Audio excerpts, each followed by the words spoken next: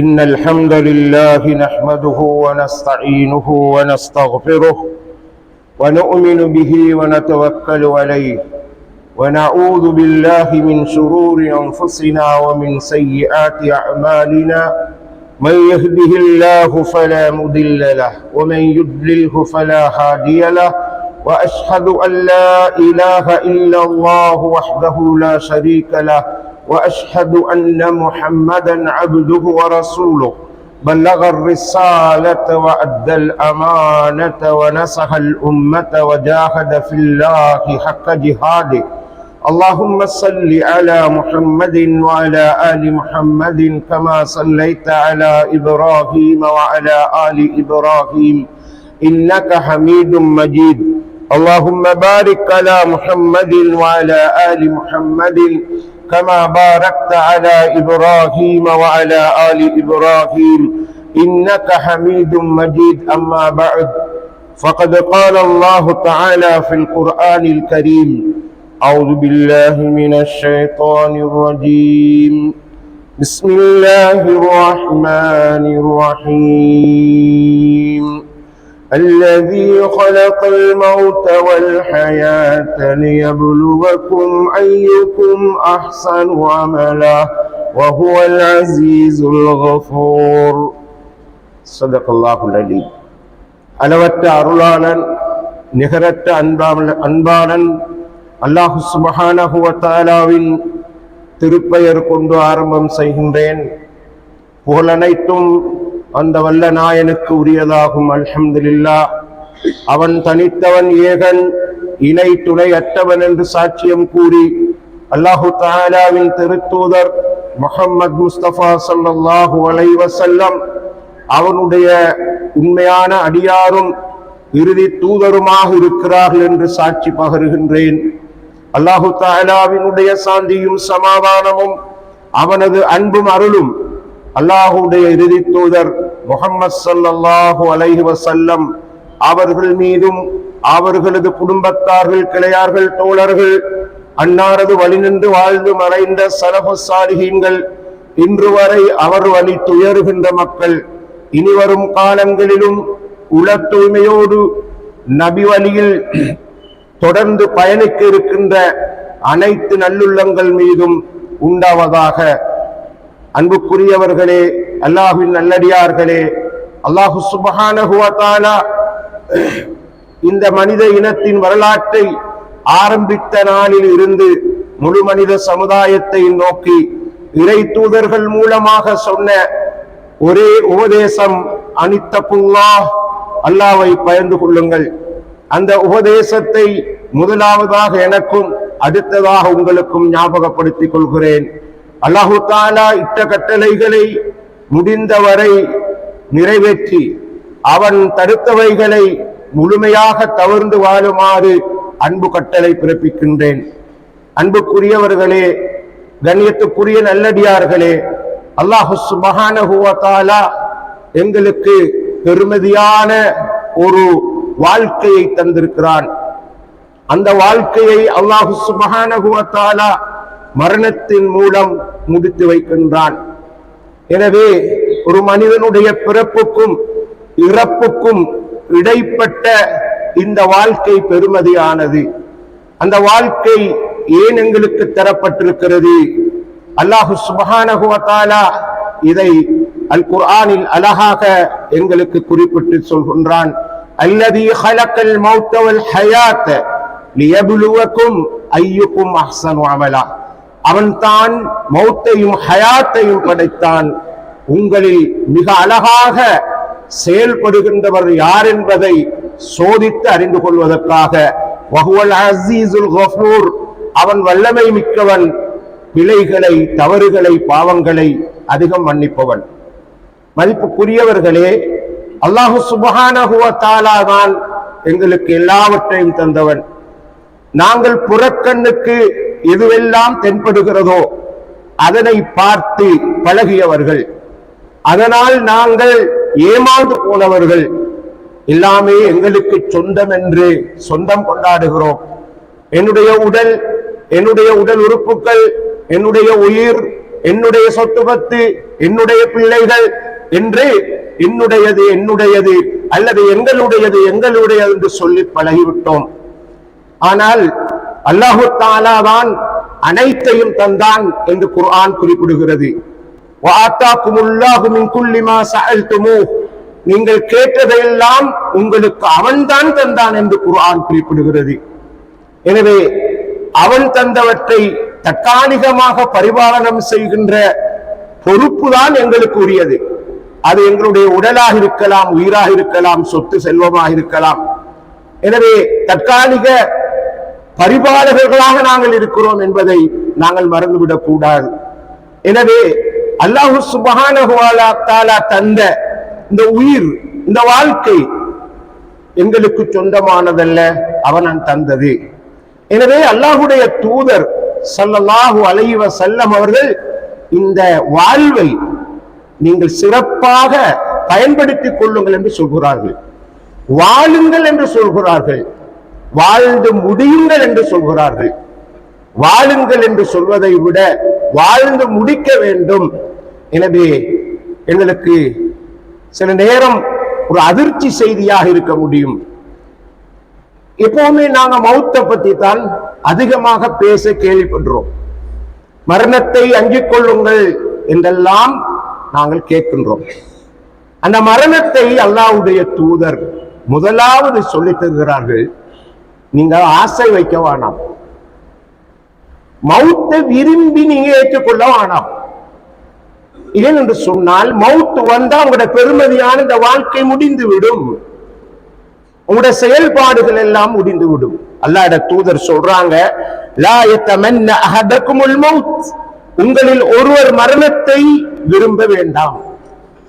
இம்மா முஹ்சினன் ஃபலஅல்லஹு அன் யஸ்தாத கைரா, மரணத்தை விரும்புகிற ஒரு ஆள் நற்செயல் செய்பவராக இருந்தால், மரணம் வந்தா எல்லாம் முடியுது, நன்மை செய்ய முடியாதல்லவா, அவர் மென்மேலும் அதிகம் நன்மை செய்யலாம் அல்லவா என்று கேட்டாங்க ஸல்லல்லாஹு அலைஹி வஸல்லம்.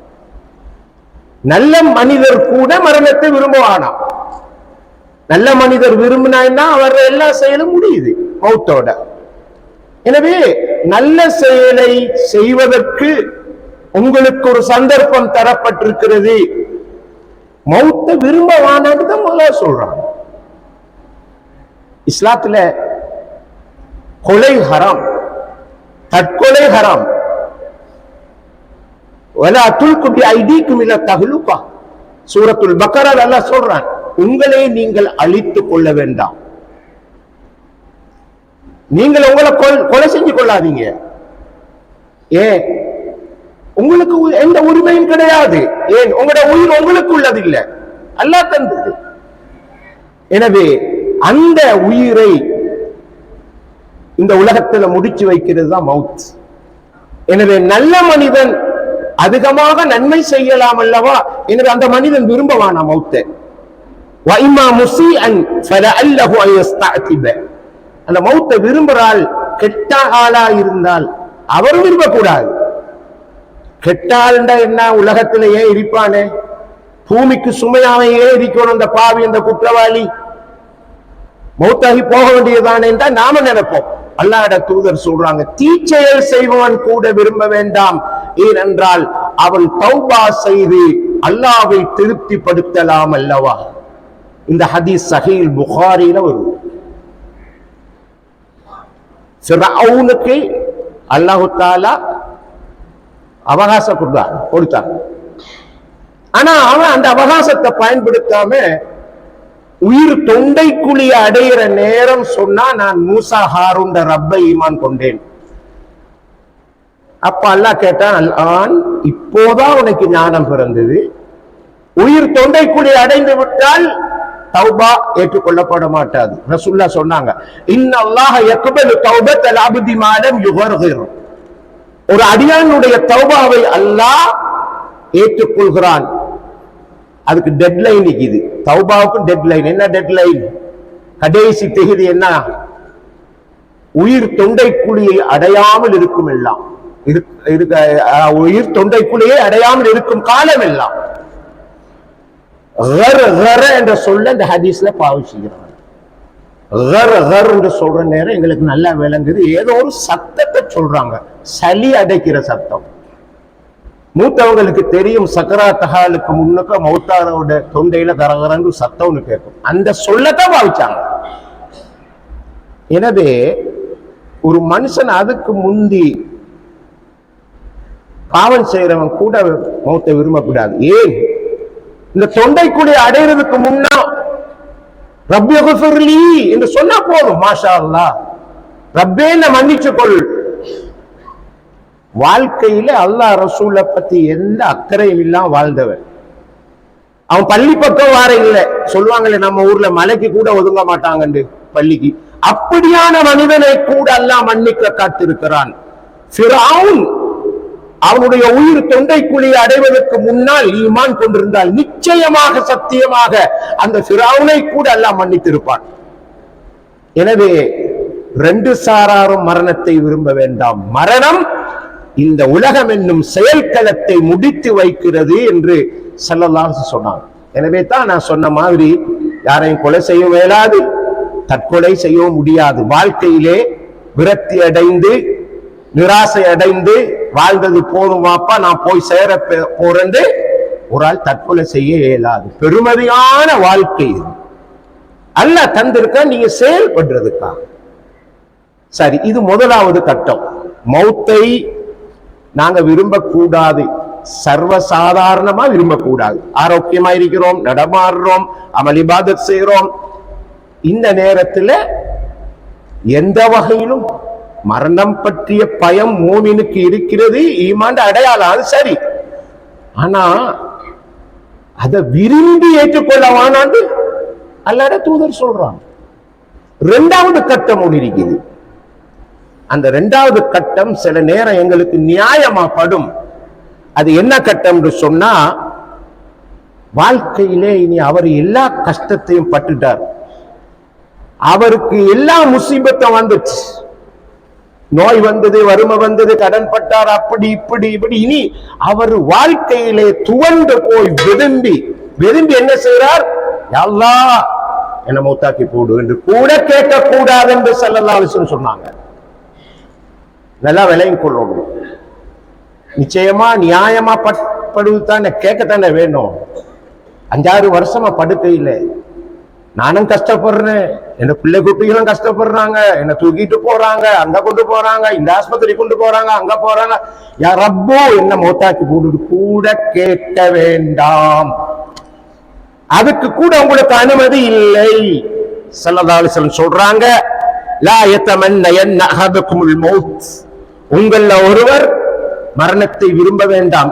மின் துர்ரின் அஸாபஹு, தனக்கு ஏற்பட்ட ஒரு தீங்கின் காரணமாக, நோயின் காரணமாக. அப்படி எல்லாரும் கஷ்டப்படுற நேரம் அப்படி விரும்புறதுக்கு தானே. வயசு போய்த்தது, இனி நம்ம இருந்த என்ன பையனப்பா, யாரப்பே எடுத்து போடுன்னு கூட வாய் திறந்து சொல்ல கூடாது, மனசாலையும் நினைக்க கூடாது. இது ரசூலுல்லாஹ்ட கருத்து, என்னோட கருத்து இல்லை. மின்துர்ரின் அஸாபஹு, ரைட். இப்ப ஏல மாட்டேங்குது, எல்லாரும் ஆறுதல் சொல்றாங்க, அல்லாஹ்ட்ட தவக்குல் வைங்க, நீங்க அப்படியெல்லாம் கதைக்காதீங்க, பேசாதீங்க. ஆனாலும் அவருக்கு இயலாது. அப்ப என்ன செய்யலாம்? கட்டாயம் அப்படித்தான் அல்லாஹ்ட்ட மௌத்தை கேட்க வேண்டிய நிர்பந்தம் ஏற்பட்டால் அவர் கேட்கட்டும், சொல்லட்டும், அல்லாஹும்ம அஹீனி மா கானத்தில் ஹயாத்து கைரல் லி, யா அல்லாஹ் எனக்கு வாழ்க்கை சிறந்ததா இருந்தா வாழவை, வதவஃபனி இதா கானத்தில் வஃபாத்து கைரல் லி, மௌத்து தான் வஃபாத்து தான் சிறந்ததா இருந்தா மௌத்தாக்கி போடு. இந்த ஹதீஸ் புகாரி முஸ்லிம்ல வரும். முதலாவது பார்த்த ஹதீஸ் விளங்கிட்டோம். மாஷா அல்லாஹ், அல்ஹம்துலில்லாஹ். இவ்வளவு பேரும் ஹுதுபா பிரசங்க கேட்கிறோம், அல்லாஹ் ராகத்தை தந்திக்கிறான். எலும்பி வந்து ஹுதுபா கேட்கக்கூடிய அளவுக்கு அல்லாஹு தஆலா ஆரோக்கியத்தை தந்தான். சந்தோஷமா இருக்கிறோம், வாழ்க்கையை பயன்படுத்துறோம், ஹுதுபாட நன்மைகளை பெற்றுக்கொள்வதற்காக வந்திருக்கிறோம், ஜும்மாட நன்மைகளை பெற்றுக்கொள்ள வந்திருக்கிறோம். தொழுது அதுக்கு பின்னுக்கு சுன்னத்தெல்லாம் தொழுது, சூரத்துல் கஹ்ஃப் போது அதிகமா ஸலவாத்து சொல்றதெல்லாம் ஜும்மாட சிறப்பு. அதை பெற்றுக்கொள்றதுக்கு இந்த வாழ்க்கை இருக்க போய், இந்த உயிர் இருக்க போய் தானே நாம செய்யறோம் சகோதரர்களே. எனவே விரும்பக்கூடாது. இரண்டாவது நான் சொன்னேன், நோய்வாய்ப்பட்டால் கூட, கஷ்டப்பட்டால் கூட அந்த உயிரை எனக்கு தாரது, எடுக்கிறது, அதை நாங்க எடுக்காம அந்த உரிமை அல்லாஹ் தப்ப படைக்கும். யா அல்லாஹ், நான் வாழ்வது சிறந்ததாக இருந்தால் என்னை வாழை செய். நான் மௌத்தா போறதுதான் ஹைர் இருந்தா என்ன மௌத்தாக்கி போறோம். அப்ப நாம என்ன செய்யறோம்? எங்கிட்ட நாங்க அந்த பொறுப்பை எடுக்கல, அல்லாஹ் தான் கொடுக்கிறோம். அல்லாஹ் தஆலா தீர்மானிப்பான். ஏன்? அவன் தான் எங்களை படைச்சான். மதிப்புக்குரியவர்களே, இது இரண்டாவது விஷயம். இப்ப மூணாவது ஒரு கட்டம் இருக்குது மௌத்தை பத்தி. அது விரும்புற கட்டம், மௌத்தை ஆசைப்படுற கட்டம். அதுக்கு வரவேற்பு இருக்குது, அனுமதி இருக்குது. கண்ணியத்துக்குரியவர்களே, அந்த விஷயத்தை நான் கடைசியில சொல்றேன். முதலாவது விஷயத்தை படிச்சிட்டோம், சாதாரண வாழ்க்கையில மௌத்தை விரும்பக்கூடாது, வாழ்க்கை முடிஞ்சிடும், ஒன்னும் செய்யலாது அமல் இபாதத். இரண்டாவது கட்டம் சொன்னோம், இது 7வது படுக்கையில இருக்கிற நேரம் கூட விரும்பக்கூடாது. ஏன்? அது நல்ல சந்தர்ப்பமே, ரப்ப நினைவு கூறக்கூடிய சான்ஸ். சரி, ரப்ப நினைவு கூறக்கூடிய அதிர்ஷ்டம் அந்த நேரம். நிறைய திக்ர் ஔராதுகளை ஓதலாம், சரி, குர்ஆனை ஓதிக்கொள்ளலாம், ஸலவாத்து சொல்லலாம். நிறைய பேர் நினைப்பாங்க, படுக்கையில கிடந்தா தொழுகை எனக்கு கடமை இல்லை. இல்ல, கடமை. நோயாளியை பார்க்க போறவங்க எல்லாத்தையும் விசாரிப்பாங்க, மருந்து எடுத்தீங்களா, குளிச்சு எடுத்தீங்களா, என்ன பிரச்சனை, அது அண்ணா நீங்க தொழுதீங்களான்னு கேட்க மாட்டாங்க. அவர் சொல்வார், இல்ல இல்ல நமக்கு தொலை இல்லாது, எலும்பு இல்லாது, உலு செய்யலாது. மாஷா அல்லாஹ், இஸ்லாம் அழகாக லேசுபடுத்தி, உலு செய்யலாட்டி தயமம் செய்யலாம், எலும்பி இருந்து தொழாட்டி இருந்து தொழலாம், இருந்து தொழாட்டி சாஞ்சிக்கிட்டு தொழலாம், படுத்துக்கிட்டு தொழலாம், கை காலில் அசைக்கலாட்டி நாங்க மனசால தொழலாம். சில நேரம் சில நோயாளிகள் இருப்பாங்க, யூரின் பிரச்சனை, அதை கூட அல்லாஹ் மன்னிக்க தயாராகிறார் ரப்புல் இஸ்ஸா. ஆனா தொழணும். சரி, ஏன்? அவரு தற்செயலா அல்லாஹ் அவருக்கு மௌத்தை தீர்மானித்திருந்தா ஹுஸ்னுல் ஹாத்திமாவோட அல்லாஹ் போய் சேர்றதுக்கு, அழகான இறுதி முடிவோட போய் சேர்றதுக்கு.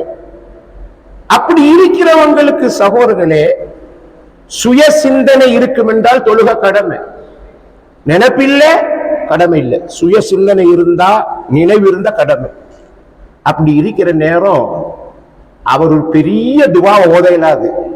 அஸ்தக்ஃபிருல்லாஹ் அஸ்தக்ஃபிருல்லாஹ் ரப்பி ஃபிர்லி லா இலாஹ இல்லல்லாஹ் சுப்ஹானல்லாஹி பிஹம்தி, இப்படி சொல்லி சொல்லி இருக்கிற நேரமே அவர் ரூஹ் போன அந்த மனுஷன் கொடுத்து வச்ச மனுஷன் பாக்கியசாலி.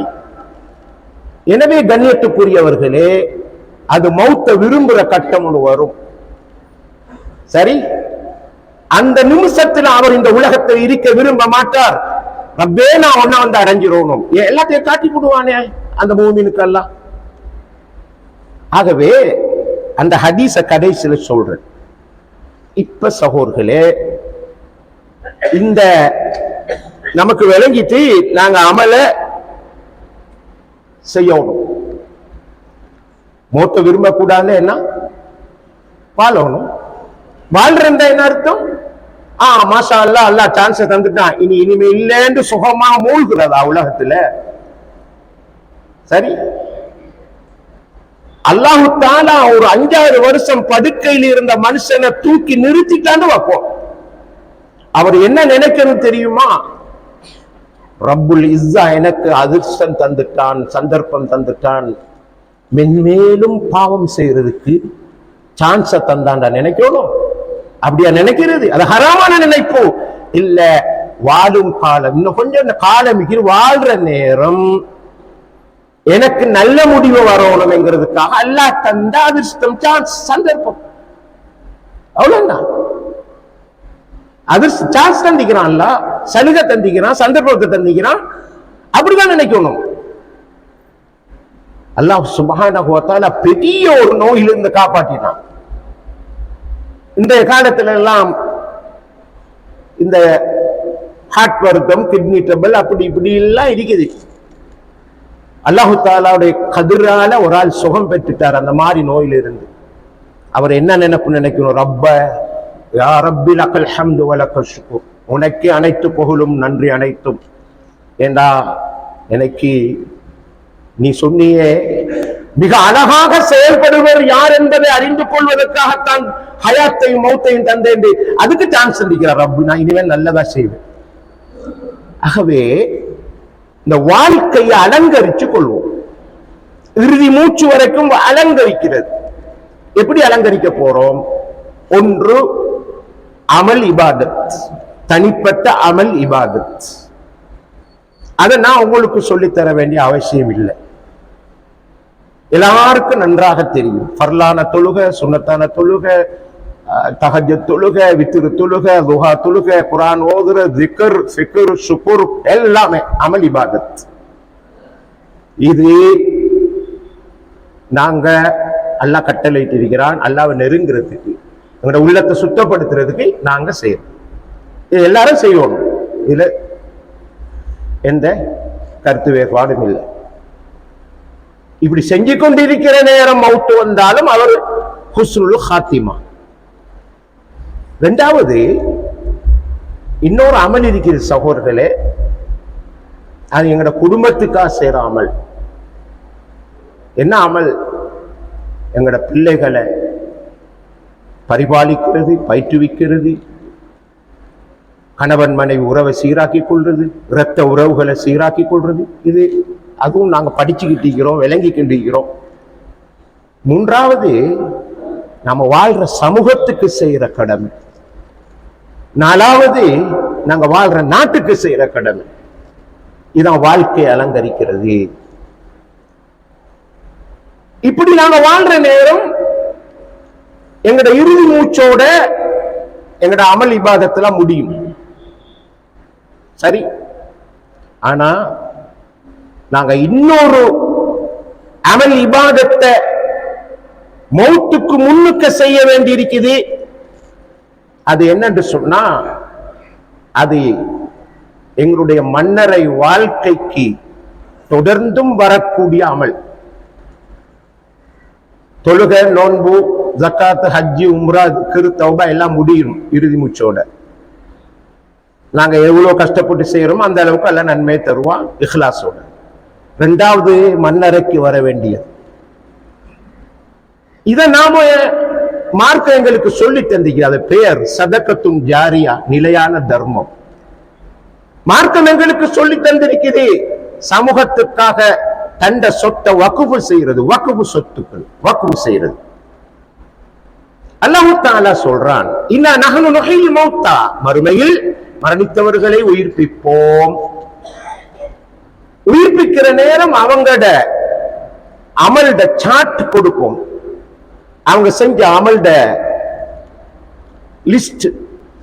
வனக்துபு மா கத்தமு வ ஆசாரஹும், அவர்கள் உலகத்தில் வாழ்ந்த காலத்தில் மரணிப்பதற்கு முன்னால் செய்து அனுப்பியவைகளை நாங்கள் பதிவு செய்து கொண்டிருக்கிறோம்.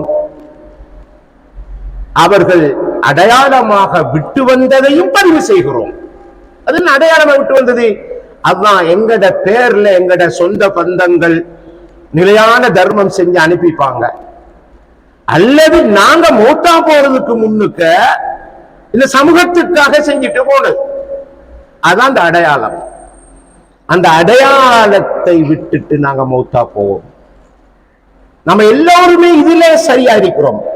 யா அல்லாஹ் எனக்கு மௌத்து வரணும் தஹஜ்ஜத்துல, யா அல்லாஹ் எனக்கு மௌத்து வரணும் குர்ஆன் ஓதிக்கிட்டு நேரம், யா அல்லாஹ் எனக்கு மௌத்து வரணும் ரசூலுல்லாஹ் மீது ஸலவாத் ஓதுற நேரம், யா அல்லாஹ் எனக்கு மௌத்து வரணும் அஸ்தக்ஃபிருல்லாஹ் சொல்லிக்கிட்டு நேரம். மாஷா அல்லாஹ் அதுல நல்லா இருக்கும்.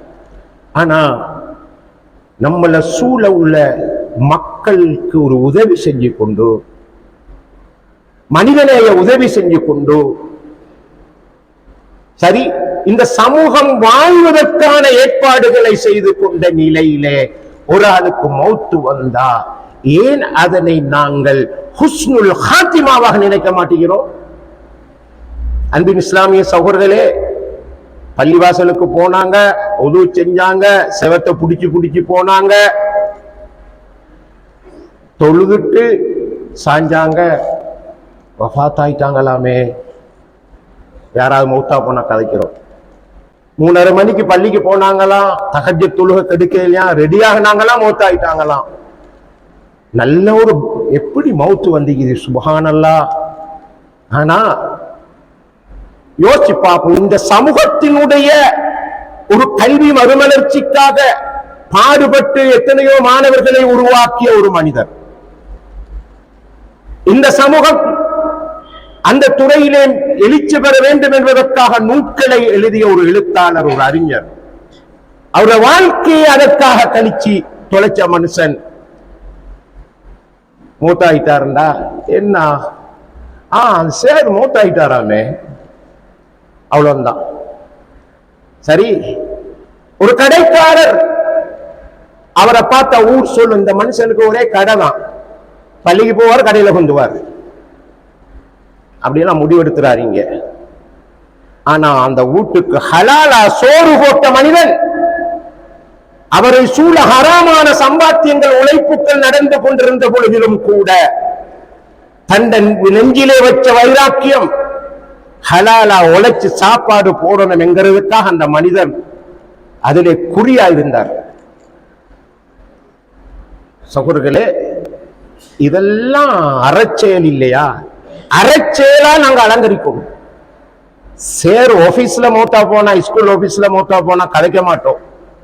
ஆனா ஒரு ஆள் பள்ளியில தஹஜ்ஜுதுல மௌத்தா போனா மாஷா அல்லாஹ் அழகான மௌத்தே. ஏன் கண்ணியத்துக்குரியவர்களே, அறச்செயல் சம்மதமா ஒரு நூல் வெளியீட்டு விழாவில் ஒரு வைத்தியர் பேசியது மனசுல வரும் சொல்லிக் கொள்ற. அவர் சொல்றாரு, சின்ன வயசுல நம்மட மகள்ல கடைக்கு போவே, இந்த கடையில் இருக்கிற மாமா சாமான் நெருப்பாங்க, நெருக்கிற நேரம் அந்த தராசில ஊசிய சாமான் பக்கம் கொஞ்சம் சரிய விட்டுத்தான் இருப்பாங்க. சாமானிக்கிற பக்கம் ஊசி கொஞ்சம் கூட வரும், இப்படி சரியா நிறுத்திட்டு திரும்ப ஊசி மேல அப்படி வந்துட்டு போவோம். இதை அவதானிச்சுக்கிட்டு நான் என் அம்மாட்ட போய் சொன்னேன், அம்மா வளமையா பிடித்தான் அந்த மாமா செய்யறாங்க.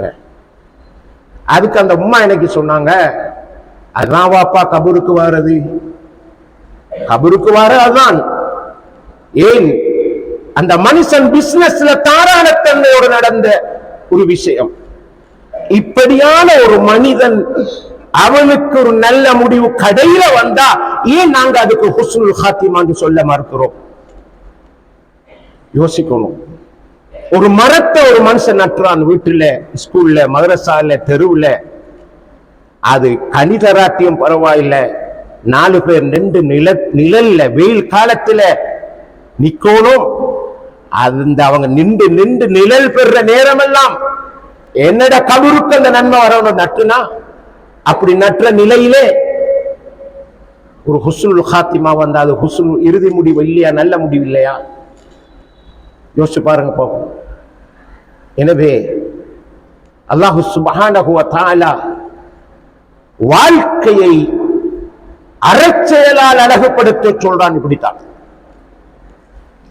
சகோதரர்களே, நைஜீரிய நாட்டு தொழிலதிபர்களுடைய ஒரு கருத்தை சொல்றேன். இன்னைக்கு பேர் மறந்து போயிடுச்சு. ஆப்பிரிக்கா நாட்டு நைஜீரியாவுக்கு பெரிய தொழிலதிபர். ஆப்பிரிக்காவில் இந்த எரிபொருள், பெட்ரோல், டீசல், அந்த கொடுக்கல் வாங்கல், பெரிய வர்த்தக வாணிப நடவடிக்கையை கையில வச்சு கொண்டிருந்த மனுஷன், பெரிய ஒரு தொழிலதிபர். உழைச்சார். அவருக்கு இன்னொரு இன்ட்ரெஸ்ட் இருந்தது, பழைய சாமான்களை சேர்க்கிறது.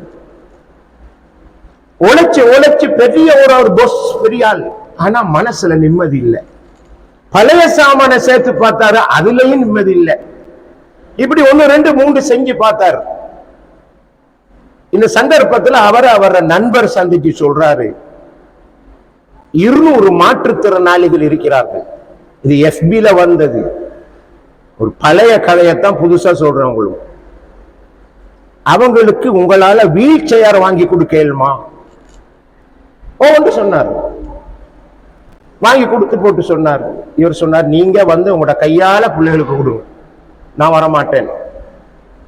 விஷயத்த சந்தை நீங்க இல்லைன்னு, நீங்க வரத்தான் வேணும், பிள்ளைகள் உங்களை எதிர்பார்க்கிறாங்க. அவர் வந்தார். வந்துட்டு எல்லா பிள்ளைகளையும் கொடுத்து, எல்லா பிள்ளைகளும் சந்தோஷம் வீல் சேர்ல இருந்து அசைச்சு பார்க்குது, ஓடி பார்க்குது. ஒரு பிள்ளை மட்டும் வந்து காலை கட்டி பிடிச்சுதான் வருது. மிச்சம் கஷ்டப்பட்டு கையை விளக்குனார். என்னம்மா அவனுக்கு தேவை? அந்த புள்ள சொல்லிச்சுதான், நான் உங்களுக்காக நானும் நீங்களும் சொர்க்கத்தில் விளையாட வேண்டும் என்று என் இறைவனை பிரார்த்திப்பேன்.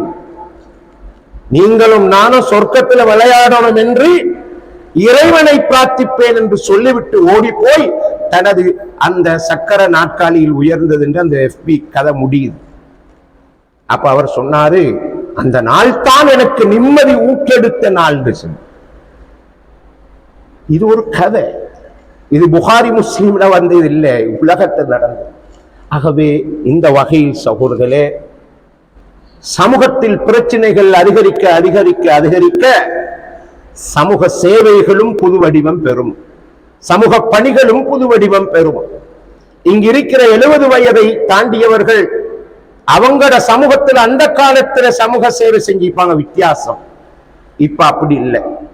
பல்வேறு சமூக பணிகள், சமூக சேவைகள் வளர்ந்து வருகின்றன. அதிலே நமது ஊரிலே நிறுவனங்கள் இருக்குது, ஜனாசா நிறுவனங்கள் பல வேலை செய்கிறார்கள்.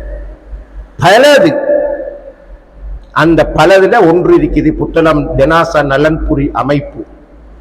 மாஷா அல்லாஹ், அவங்களோட வளத்துக்கேற்ப அவங்க சில சேவைகளை செய்யறாங்க. இன்றைக்கு ஒரு புது செய்தி அந்த மெம்பர்ல சொல்றேன். அவங்க 2வது வாகனத்தை கொள்வனவு செஞ்சுக்கிறாங்க. உங்களை போன்ற நல்லடியார்களுடைய பங்களிப்பின் காரணமா. அவங்க வாங்க இல்ல, உங்களை போன்ற நல்லடியார்கள் மறைமுகமா இருந்து உதவி செஞ்சுக்கிறாங்க. புத்தள நகர பகுதி, புத்தளத்தை சூழ உள்ள பகுதியில் இருந்து, வெளிநாட்டில் இருந்து, குறிப்பாக பெண்கள் 2 வாகனத்தை வாங்குவதற்கு உதவி செஞ்சு மாஷா அல்லாஹ் அவங்க போற இடத்துக்கு தேடிக்கொண்டாங்க. எனவே இது ஒரு, நான் சொன்ன மாதிரி, நான் சொன்னேனே, மௌத்த விரும்பாதீங்க, மௌத்த விரும்பாதீங்க. 2 கட்டத்துல விரும்பாதீங்க, 3வது கட்டத்துல விரும்புற விஷயத்துக்கு வந்துட்டேன். இப்படியான தர்மங்களை, சதகாக்களை செய்யுங்கள். உங்களோட சொத்துக்களை வக்ஃபு சொத்துக்களாக பள்ளிவாசல்களுக்கு, மதரசாக்களுக்கு, ஸ்கூலுக்கு, மாற்றுத்திறனாளிகள் இருக்கிற இடங்களுக்கு நீங்க கொடுங்க. மாஷா அல்லாஹ். எனவே இன்னும் தேவைகள் இருக்குது. சில நேரம் நாம யோசிப்போம், ஏன் இப்படி தேவை வந்ததுன்னு சொன்னா, காலத்தின் கட்டாயமாக அமைஞ்ச ஒரு விஷயம்தான் கொரோனா அனர்த்தம். அந்த நேரத்துல தான் இந்த காவு வண்டிகளோட தேவை வந்தது. ஆனா இதை ஒரு சுண்ணத்தை நாங்க விட்டுக்கிட்டு இருக்கிறோம். அதையும் ஹயாத்த வைக்க வேண்டும் என்று நான் சொல்றேன். ஜனாசாவை தூக்கி செல்கின்ற சுண்ணத்தை கட்டாயம் ஹயாத்தாக்குகின்ற இளைஞர்களே, மாணவர்கள், அதுல நன்மை இருக்குது, நிறைய பரக்கத்து இருக்குது. ஆனால் காலத்தின் தேவையாக இந்த வாகனம் அமைந்ததனால தான் நாங்க இப்படி வாங்க வேண்டி இருக்குது. வாங்கிக்கிறோம், மாஷா அல்லாஹ். அப்ப இது இத்தோடு நிறைவடையாது. வாகனம் என்பது சும்மா ஓடுமா? எரிபொருள் செலவு இருக்குது, வாகனம் பழுது பார்க்க வேண்டிய தேவை இருக்குது, அவங்களோட திட்டத்தில் இருக்குது. இதா இருக்கின்ற பெண்களுக்கான கொடுப்பனவு, விதவைகள் மறுவாழ்வு திட்டத்துக்கான ஏற்பாடுகள்லாம் வச்சுக்கிட்டு இருக்கிறாங்க. ஆனா உங்களை போன்ற மனிதர்களுடைய நிலையான தர்மங்கள், வக்ஃபு செய்கின்ற அந்த நடத்தைகள் அதிகரித்தால் அதையும் நாங்க செய்யலாம். இப்பொழுதும் நாங்கள் அந்த சகோதரர்கள் இலவசமாக செஞ்சு கொண்டிருக்கிறாங்க. ஆனா இப்படி தேவைகள் இருக்குது என்பதை நான் சொல்லிக் கொள்றேன். ஆகவே இது உதாரணம் மட்டும்தான், சரி, உதாரணம் மட்டும்தான். இப்ப கடைசியாக இந்த ஹதீஸை சொல்லி முடிக்கிறேன். அல்லாஹ்வுடைய தூதர் சொன்னாங்க, மன் அஹப்ப லிகா அல்லாஹ் அஹப்ப அல்லாஹு லிகாஅஹு. யார் அல்லாஹ்வை சந்திக்க விரும்பினாரோ அவரை அல்லாஹ் சந்திக்க விரும்புகிறார். வமன் கரிஹ லிகா அல்லாஹ் கரிஹ அல்லாஹு லிகாஅஹு. யார் அல்லாஹ்வை சந்திப்பதை வெறுத்தாரோ அல்லாஹ்வும் அவரை சந்திப்பதை வெறுப்பான். ஃபகாலத் ஆயிஷா, ஆயிஷா ரலியல்லாஹு சொல்றாங்க, இன்னா லனக்ரஹுல் மௌத், நாங்க எல்லாம் மௌத்தை வெறுக்கிறோம் தானே யா ரசூலல்லாஹ், நாம எல்லாம் வெறுக்கிறோம், நீ என்ன விரும்பியவர் வெறுக்கிறவன் சொல்றீங்க? அல்லாஹ்வுடைய தூதர் சொன்னாங்க, லைஸ தாலிக், உங்களோட கருத்துல நான் சொல்ல இல்லை. ஒரு மூமினுக்கு மரணம் ஏற்பட்டால் அவனுக்கு நன்மாராயம் சொல்லப்படுகிறது. அல்லாஹ்வுடைய திருப்தி, அல்லாஹ் உங்களை சங்க செய்யறான்னு பஷாரத் சொல்லப்படுது. அல்லாஹ் உங்களை திருப்தியோடு ஏற்றுக்கொண்டான், அல்லாஹு தஆலா உங்களுக்கு சங்கை செய்ய இருக்கிறான் சொர்க்கத்தில் என்று அந்த நேரத்தில் சொல்லப்படுறது. ஃபலைஸ ஷைஉன் அஹப்பு இலைஹி மிம்மா அமாமஹு, அந்த சந்தோஷ செய்தியை விட அவருக்கு எதுவுமே உலகத்தில் விருப்பமா இருக்காது. எனவே ஃபஅஹப்ப லிகா அல்லாஹ், உடனே அல்லாஹ்வை சந்திப்பதை விரும்புவார். இதுதான் அல்லாஹ்வை சந்திக்கிறது. காட்டுவான் சொர்க்கத்தை அவரை இருப்பிடத்தை காட்டுவான். எனக்கு என்னவோ தெரியாது, எனக்கு நான் சரியா சொல்றேன் நான் பிழையா சொல்றேன் தெரியாது. சில நேரம் ஜனாசாவை பார்த்துட்டு வந்து சொல்றோம் இல்லையா, முகம் மிக சிரிச்ச மாதிரி இருந்தவாப்பா, சும்மா பிரகாசமா இருந்ததே. அல்லாஹ் மன்னிக்கணும், நான் பிள்ளையா சொன்னான். ஒருவேளை அந்த சந்தோஷத்துல தானா மலர்ந்தது, அந்த முகம் மலர்ந்தது. எனவே இந்த கட்டத்துக்கு வருவதற்கு முன்னால் எங்கட ஹுஸ்னுல் ஹாத்திமாவை அங்க அழகா அமைக்கணும். அதுக்குத்தான் சொன்னேன், அமல் இபாதத்துகளோடு சேர்ந்து இந்த சமூக பணிகள்ல சேவைகள்ல ஈடுபடுங்க. ஆனால் ஒரு காஃபிருக்கு மௌத்தும் சம்பவித்தால் அவனுக்கு அல்லாஹ்வுடைய தண்டனை, அல்லாஹ்வுடைய ஆதாபு அவனுக்கு நன்மாராயமாக சொல்லப்படுவது. அவன் அதை விட அவனுக்கு வெறுக்கத்தக்க ஒன்றும் இருக்காது. அவன் அல்லாஹ்வை சந்திப்பதை வெறுப்பான், அல்லாஹ்வும் அவனை சந்திப்பதை வெறுப்பான் என்று ஆயிஷா ரலியல்லாஹு அன்ஹா அவங்களுக்கு ரசூலுல்லாஹ் விளக்கம் சொன்னாங்க. புகாரி முஸ்லிம்ல வரும். இதுதான் 3வது கட்டம். ஆகவே நம்முடைய மௌத்து கடைசி நேரம் ஹுஸ்னுல் ஹாத்திமாவாக அமைவதற்கு அல்லாஹு தஆலா எங்களுக்கு என்னென்னலாம் தந்திக்கிறானோ, அறிவு, ஆற்றல், திறமை, சொத்து பத்து எல்லாத்தையும் கொடுத்து கடைசி நேரம் அப்படியான முகமலர்ந்த நிலையில் அல்லாஹ்வை நான் சந்திக்க போறேன் என்று சொல்லிக்கிட்டு மௌத்தாரது தான் நாங்க எங்கட இறுதி இலக்கு. எனவே தான் சொல்வாங்க, முஸ்லிம்கள் மௌத்தா போனா ஜனாசாவை லேட் பண்ண மாட்டாங்க, உடனே அடக்கிறதுக்கு ஏற்பாடு செய்வாங்க. முஸ்லிம் அல்லாத மக்கள் பார்த்து அதை அதிர்ச்சி அடைகிறாங்க, இவ்வளவு குயிக்கா எடுக்கிறீங்களே, எங்களுக்கு அப்படித்தான் சொல்லப்பட்டீங்க அல்லாஹ் ரசூலும். ஆகவே தான் நாங்க சொல்றது வளமையா, இந்த வெளிநாட்டில் இருக்கிற உறவுகள் யாராவது மௌத்தா போனா நீங்க கொஞ்சம் சிந்திங்க. கவலை தான், யாருக்கு தான் கவலை இல்லை. நீங்க அங்கேருந்து டிக்கெட்டை போட்டு வாரதுக்கு இடையில அவங்களோட ஜனாசா சில நேரம் ஒரு நாள் நெருங்குகிறது. தயவு செய்து உங்களுக்கு செய்தி கிடைச்ச உடனே கொஞ்சம் யோசிச்சு பாருங்க, என்னால் போக முடியுமா?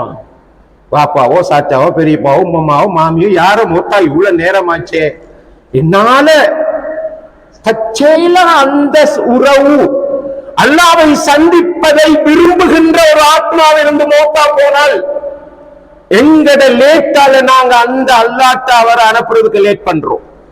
இவ்வளவு பெரிய அநியாயம். தயவு செய்து இதுல சொல்றேன், அந்த மாதிரி வேலை செய்யாதீங்க. உங்களுக்கு வரையலுமா வருவேன், எனக்கு லேட் ஆகுது, நீங்க மையத்தை அழகான முறையில் நல்லடக்கம் செய்யுங்க. நான் வீட்டுல அங்க வெளிநாட்டுல இருக்கிற துவா செய்யறேன், நான் ஹரத்துக்கு போவேன், அங்க போய் உம்ரா செஞ்சுட்டு துவா செய்வேன் எல்லாம் நீங்க அது அது அது பெருமதியான விஷயமே. துவாக்கள் கபூலாகிற இடத்துல நீங்க இருக்கிறீங்க, மக்கால மதீனால எவ்வளவு பெரிய விஷயம். ஆகவே சகோதரர்களே, இந்த விஷயத்தை கவனத்துல கொண்டு எல்லாரும், நான் நினைக்கிறேன் எல்லாருக்கும் பில்டிங் கட்டி கொடுக்க இயலாது, எல்லாருக்கும் வாகனம் வாங்கி கொடுக்க இயலாது. நான் உங்களுக்கு ஒன்னே ஒன்று ஞாபகப்படுத்தினேன், நம்ம எல்லாருக்கும் செய்ய இயலும், ஒரு மரத்தை நட்ட முடியும். இன்றைக்கு கிரீன் ப்ரொஜெக்ட் என்றெல்லாம் இந்தியாவின் அணுத்தந்தை அபுல் கலாம் விட்டுட்டு போனதுல யாரெல்லாம் செய்யறாங்க, எங்களுக்கு செய்ய முடியும். ஆனா ஒரு நிபந்தனை, அதை நற்ற நேரம் ரப்பே இதனால் வர பயன் என்னுடைய ஏற்கனவே மௌத்தா போனவங்களுக்கு போய் சேரணும், அல்லது நான் மௌத்தா போனா அதனுடைய நன்மை எனக்கு வந்து சேரணும். நீயத்தோட நட்டுங்க. மனிதர்கள் உங்கள் தர்மத்தால் வாழ்வார்கள், நாங்கள் சொர்க்கத்தில் வாழ்வோம். வல்லல்லாஹு தஆலா நம் அனைவருடைய பாவங்களை மன்னித்தல் புரிவானாக, எமது அமல்களை கபூல் செய்து கொள்வானாக. லா இலாஹ இல்லல்லாஹ் முஹம்மதுர் ரசூலுல்லாஹ் என்ற கலிமாவோடு வஃபாத்தாகுவதற்கு தௌஃபீக் செய்வானாக. வாஹிரு தஅவானா அல்ஹம்துலில்லாஹி ரப்பில் ஆலமீன்.